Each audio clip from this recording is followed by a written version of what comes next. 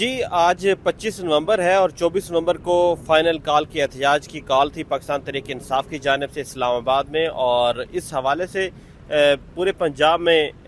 Roads بند کیے گئے تھے جو اسلام آباد کی طرف جاتے ہیں، موٹر ویز بند کی گئی تھی۔ آج تیسرا دن ہے، 23 نومبر سے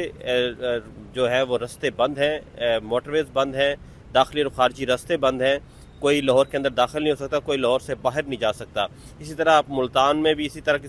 سچویشن ہے، گجرات کے اندر بھی، گجرانوالہ کے اندر بھی لوگ باہر نہیں جا سکتے اور باہر والا اندر نہیں آ سکتا، داخلی اور خارجی راستے بند ہیں۔ لیکن شہر کے اندر معمول کی سرگرمیاں جو چل رہی ہیں، سکولز کھلے ہوئے ہیں تمام پنجاب کے تمام شہروں کے اندر، لیکن جو باہر کی ٹریفک ہے، جو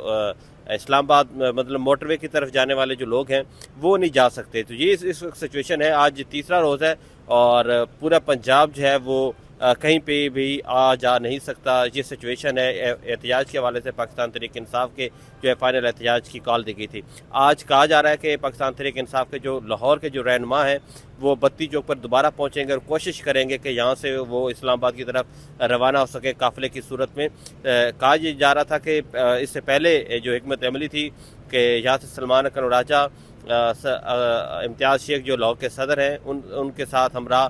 قافلوں کے وہ اسلام آباد کی طرف روانہ ہو گئے، لیکن کل تک وہ یہاں سے کوئی بھی قافلہ روانہ نہیں ہوا تھا اور کوئی بھی کارکن، کوئی بھی رہنما باہر ہے کہ انہوں نے احتجاج نہیں کیا اور نہ ہی وہ یہاں سے روانہ ہوئے۔ لیکن آج دوبارہ انہوں نے کہا ہے کہ ہم اسلام آباد کی طرف روانہ ہوں گے، لیکن اس